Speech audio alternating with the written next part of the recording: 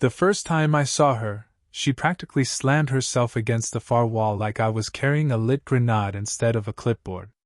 I hadn't even said anything yet, just walked into the lab, and she stiffened, trembled, and let out a high-pitched noise somewhere between a squeak and a sonar ping.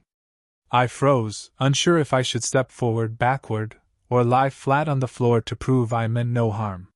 She stared at me through the transparent dome of her shiny helmet, the one glowing with tiny blue pulses like a neon fish tank. Her pupils expanded, contracted, expanded again, and she jabbed the side button on the helmet so fast she nearly sprained her wrist. The dome hummed louder, projecting some kind of shimmering field between us. I had no idea alien technology included panic bubbles, but apparently hers did. A female researcher on my left whispered, "She's afraid of men. Like actually afraid. Your emotional frequencies are overwhelming." "Emotional what?" I whispered back. "Men emit stronger frequencies. You're basically a walking anxiety spike to her." That did not make me feel better. I tried taking a slow, gentle step toward her, hands open and relaxed, like approaching a frightened stray cat. The helmet field instantly thickened and buzzed, as if it was buffering my existence. She let out another squeak, then turned and pressed her forehead to the wall as if she was asking for divine mercy. "Okay," I said softly. "I'll just stay here. Far away. Not doing anything. Breathing quietly." She peeked over her shoulder at me, her eyes huge, glowing faintly violet from the helmet's internal lights. She looked like she wanted to bolt through the nearest wall but also couldn't stop watching me, as if she was waiting for me to explode or emit some catastrophic male aura. I raised my hand slowly in greeting. She flinched like I fired a stun beam. The helmet beeped 3 times, and she slapped it with her palm to stabilize it. I lowered my hand immediately, and kept my voice barely above a whisper. "Hey, need help?" Wrong. Words. Ever. The helmet shrieked, a piercing alarm that actually made my teeth buzz, and she stumbled back until her spine hit a table. Something metal clattered to the floor. She skittered sideways like a terrified crab, clutching the helmet with both hands. The female researcher sighed. "Yeah, don't ask her questions yet. She interprets male speech patterns as dominance challenges." "Me asking if she needs help is a challenge?" "Your tone. Your height. Your voice. Basically everything about you." Fantastic. I was unintentionally radiating toxic masculinity from my pores. I pressed myself against the wall to give her more space. She watched me with suspicious intensity, her helmet lights flickering in defensive mode. "Look," I said gently. "I won't come near you. I promise." She blinked. The buzzing of the helmet softened slightly, though it still glowed like a frantic jellyfish. She crouched a little behind a desk, peering at me with her chin tucked low. For a moment, I thought she might relax, but then she peeked at my face again and made another startled noise. Her fear wasn't logical fear. This wasn't about danger or survival. It was instinctive, built into her biology. Her species apparently reacted to male emotional output like humans react to deafening alarms. Her body simply could not handle it. Yet, behind all the panic, there was something else. Curiosity. Whenever she thought I wasn't watching, she stared at me. Long, analyzing stares. She even tilted her head slightly, studying my posture, my breathing, the way I held objects. The moment our eyes met, though, she yanked her helmet forward as if it were a protective turtle shell. The glowing strips along the sides pulsed erratically, reacting to her rising anxiety. I held up a small peace offering, a pack of soft, alien-safe snack cubes the researchers kept around. I laid them gently on the floor and backed away slowly like leaving food for a feral animal. She eyed them warily, then looked at me, then at the snacks, then back at me again. Finally, she stretched her arm out at maximum reach while keeping her body as far away as possible. Her fingertips barely touched the packet, but she snatched it up like a lightning bolt and retreated behind the desk again. She peeked at me through the transparent dome, then inspected the snack cubes with a frown of suspicion. She sniffed them, hesitated, then finally nibbled one. A soft glow rippled through her bioluminescent markings. She liked it. That tiny shift softened something in her posture. She wasn't leaning entirely away anymore. She wasn't scrambling backward every time I exhaled. She still trembled, but now she occasionally peeked at me from behind her protective barrier of desks and equipment. Her helmet lights dimmed to a calmer blue. Then it happened. She reached to set something on a nearby counter and misjudged the height. The object slid toward the edge, wobbling. Instinctively, I stepped forward to catch it before it shattered. She turned at the same moment, and our hands brushed. Just barely. The lightest contact. She froze. The helmet flickered. Sparks crackled along the rim.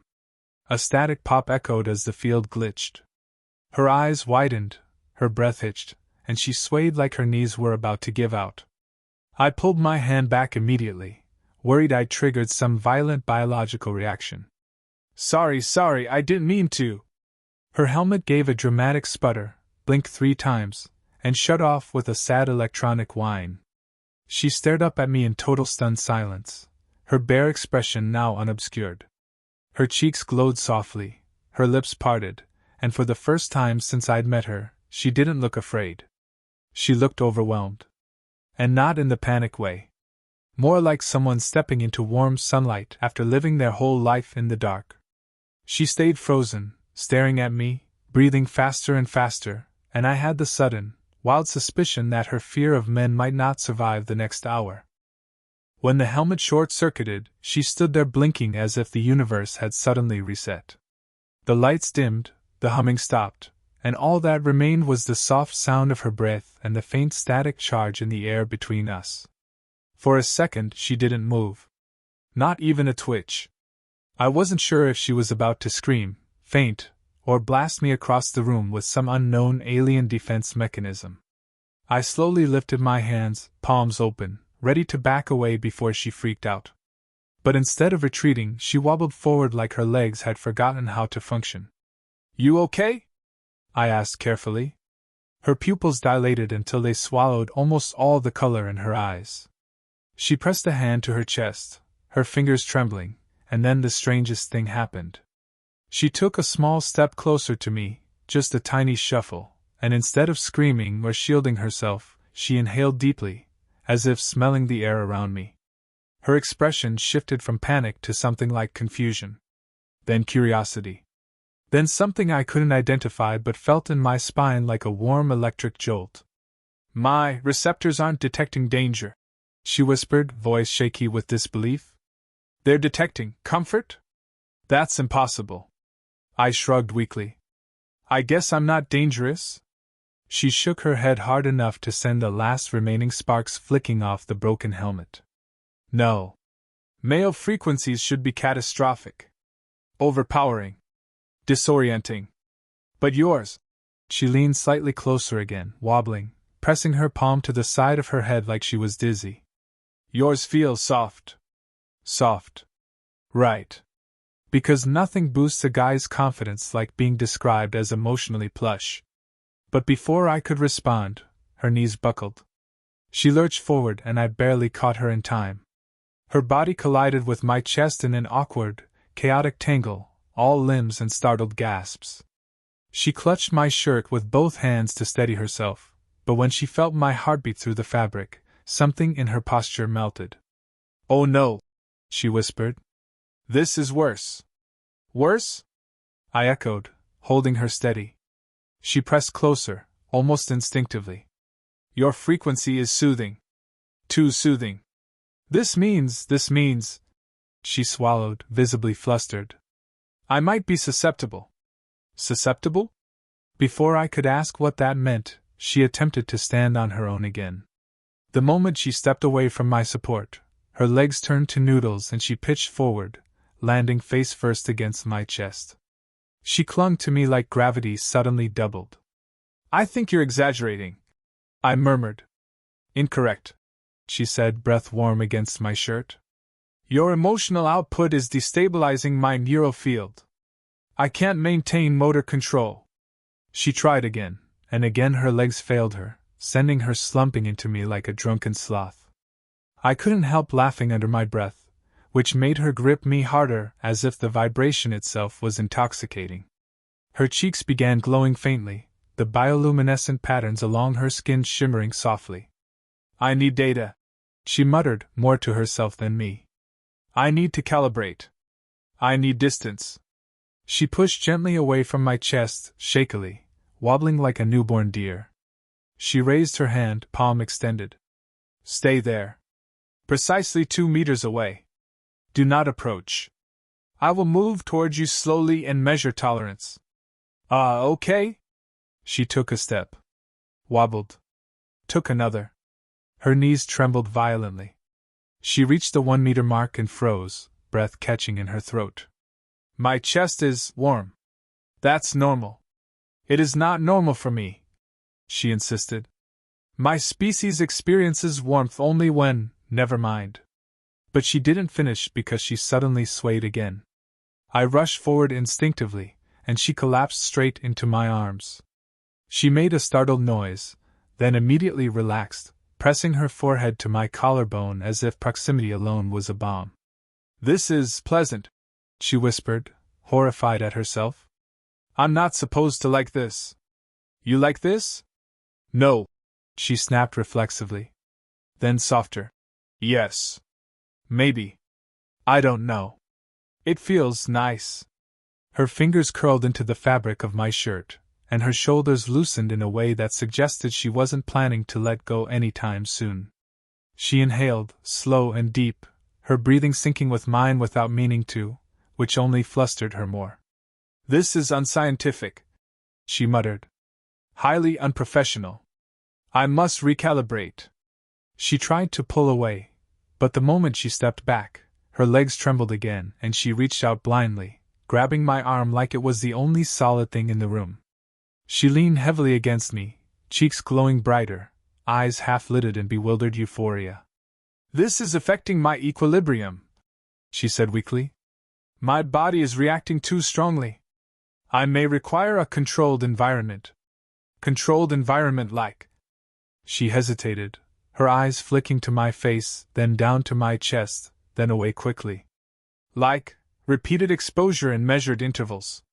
For research purposes. I raised a brow. You want me to hold you again? She didn't look at me. Yes. Then a beat later, flustered. For science. She straightened herself as best she could, took a shaky breath, and placed her hands lightly on my shoulders. Hold me. But do not be gentle. No, be gentle. Wait. I don't know. Just maintain supportive contact. I wrapped my arms around her, careful but secure. She melted instantly, every muscle in her body relaxing as if she had been resisting gravity her entire life until that moment. She exhaled in a soft shiver, and her bioluminescent markings glowed steadily. There, she whispered, voice trembling. Now I can analyze. Except she didn't analyze.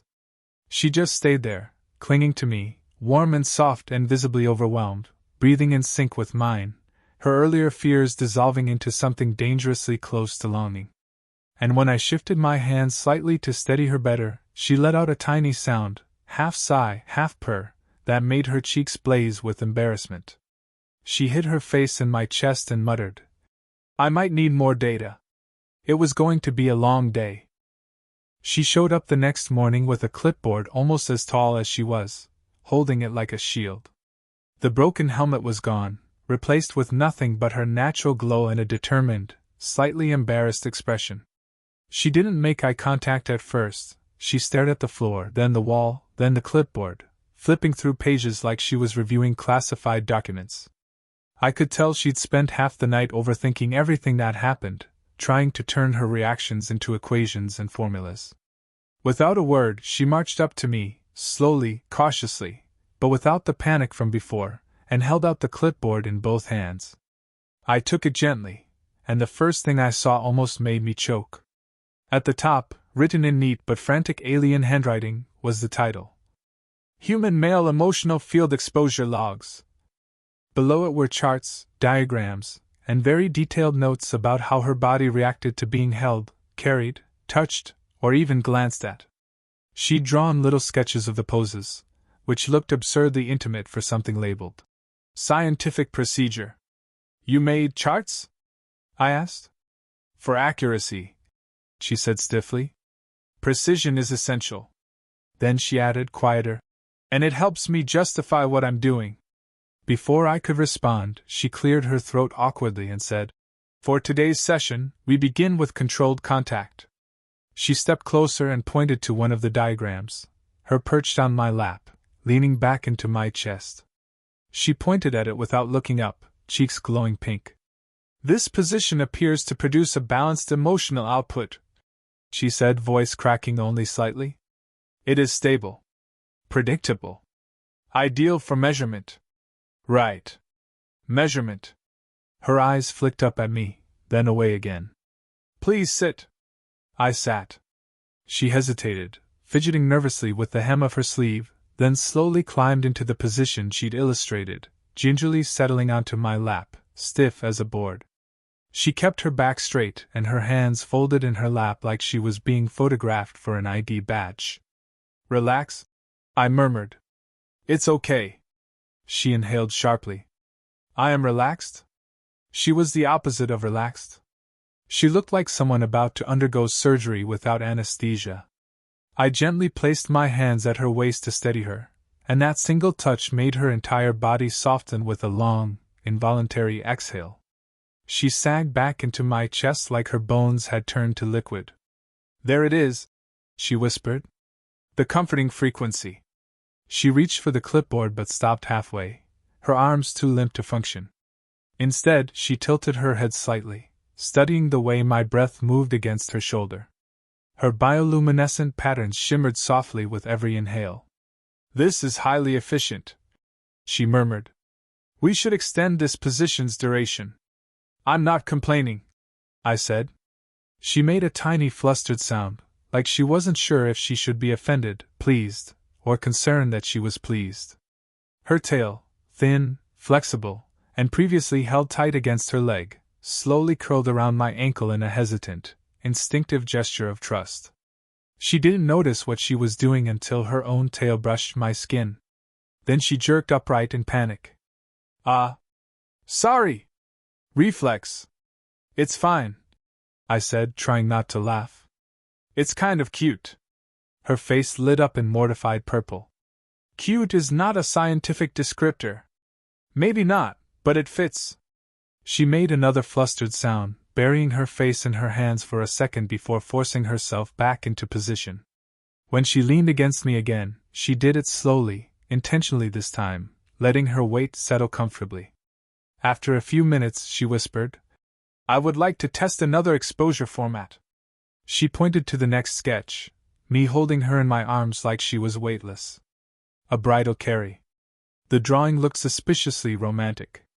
She pretended not to see my raised eyebrow. For research, she insisted. Of course. Research. I stood, adjusting my grip, and she wrapped her arms around my shoulders so tightly she might have cut off her own circulation. I lifted her slowly, and she let out the softest, breathiest sound, a mix of relief and pleasure, that she immediately slapped a hand over her mouth to hide. My neurology is stabilizing rapidly, she said, voice muffled behind her palm. This is effective. Her skin glowed brighter against my chest, and her forehead rested lightly against my shoulder. Every time I shifted my hands to keep her balanced, she tightened her grip, burying herself closer. Are you comfortable? I asked. Yes, she whispered, then added quickly. Scientifically. I adjusted my hold again, and she instinctively wrapped her legs around my waist for balance. The sudden full-body contact made her entire bioluminescent pattern flare in a bright, soft wave of light. She gasped. Oh no. That's not supposed to happen. What does it mean? It means, she whispered, sounding horrified, I am synchronizing with your emotional field. She looked up at me with wide, trembling eyes, and her voice dropped to a near whisper. That only happens when my species fully trusts someone. I swallowed. Slowly. She continued more quietly. I did not think this was possible with a man. Any man. Her voice cracked, soft and raw. But with you, my body doesn't react with fear. It reacts with something else.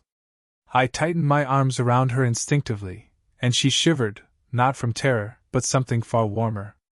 She pressed her forehead to mine, just barely touching, her breath trembling. Then she whispered, "I believe one more test is required." I steadied my breathing. "What kind of test?" She swallowed, cheeks glowing brighter. "The most intensive one." She hesitated, forcing the words out. "I want to experience what happens if we lay together. Close. For an extended duration." She looked away sharply. "Only for research." "Sure. Research." But the way she held on to me, soft, trembling, willing, it was clear her science had turned into something much more dangerous. And she was no longer afraid of that. Not with me. She showed up that night with her arms wrapped tightly around her torso, her cheeks glowing faint violet, and a look that was both terrified and determined. She lingered by the doorway like she expected the air itself to attack her, shifting her weight from one foot to the other. I sat on the bed, trying to look as non-threatening as a full-grown human male could look to a species biologically wired to panic at the sight of me. Her voice was a fragile whisper. "I am ready for the overnight exposure test." She said it like she was announcing the start of a dangerous surgical procedure, not asking to climb into bed with me. I nodded gently, keeping my voice soft. "You can come closer whenever you feel comfortable." Her eyes darted to the bed, then to me, then back to the bed again, like she was running 1,000 calculations in her mind. Finally, with a deep inhale, she approached in tiny, hesitant steps. Every inch closer made her bioluminescent markings flicker, her body caught between instinctive caution and the new craving for my emotional field. When she reached the edge of the mattress, she reached out as if touching a forbidden object, then placed one knee onto the bed. Her breath trembled as she slowly climbed in beside me. She lay stiff as a plank at first, flat on her back, arms glued to her sides. "Initiating proximity phase," she said, though her voice wobbled. I didn't reach for her. I didn't move at all. I let her adjust at her own pace. After a long, silent moment, she turned her head slightly toward me. "You may place your arm around me now," she whispered. "If you want." I lifted my arm gently and wrapped it around her shoulders, letting my hand rest lightly against her upper arm. The instant we made contact, a soft glow rippled over her skin like starlight passing under water. She let out a trembling exhale, her entire body relaxing into the mattress. She shuffled closer without even realizing it. A few centimeters at first. Then a few more. And then, with a quiet, defeated sigh, she scooted directly into my side, nestling against me like someone who had been cold her entire life and finally found warmth. "Oh," she whispered. "This is very good data." I tried not to laugh. "Is it?" "Yes," she said, though her voice was thick and warm. "Extremely." She shifted again, sliding an arm over my torso like it was instinctive. Then, realizing what she was doing, she flinched and jerked her hand back. "Sorry. That was improper. Reflexive. Unscientific." "It's okay," I murmured. "You can hold on to me if it makes you feel safe." Her eyes widened at the word safe. She hesitated only a second before slowly placing her arm back across my chest. "I like how it feels," she admitted in a small voice. "Very much." She pressed her forehead to my shoulder, and I felt her breathing sync with mine again, that same gentle rhythm that had calmed her earlier. Her body melted fully against me, all tension draining away as she exhaled into my shirt. "Your frequency has stabilized completely," she whispered sleepily. "My receptors are no longer overwhelmed. In fact, I think they might be too receptive." "Too receptive?" She tilted her head up toward me, cheeks burning brighter. "This closeness induces euphoria."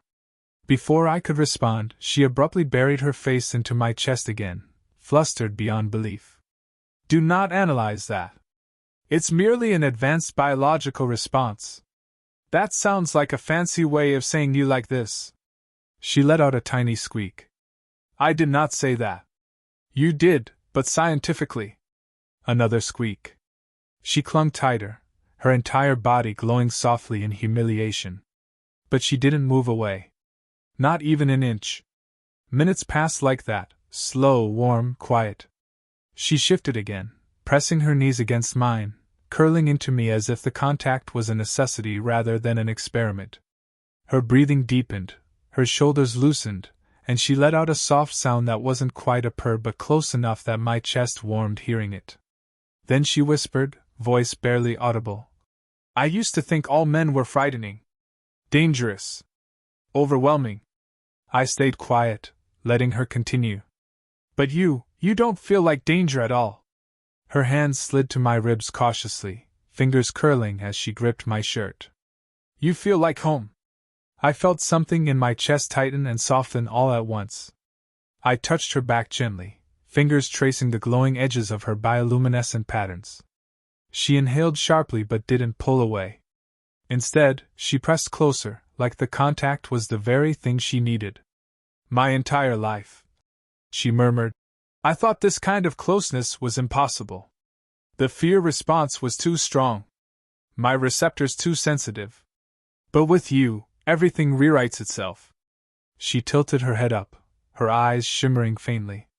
I trust you. Completely. The room fell quiet again, thick with warmth and something else, something meaningful. Something tender. After a long moment, she whispered softly. This experiment does not need to end yet. If you are willing. I'm willing, I said quietly. She gave a small, relieved sigh and nestled her head under my chin, wrapping her arms around me more securely. Her legs brushed mine, and she didn't flinch. She leaned into the contact like she wanted more of it. Tomorrow, she murmured, already slipping into a dreamy haze. We might need to increase exposure levels. For deeper analysis. That sounds like a plan, I whispered. She smiled against my chest, soft and content, and whispered one last thing before sleep claimed her, voice warm and fragile and full of a new kind of hope. I never want to be far from you again.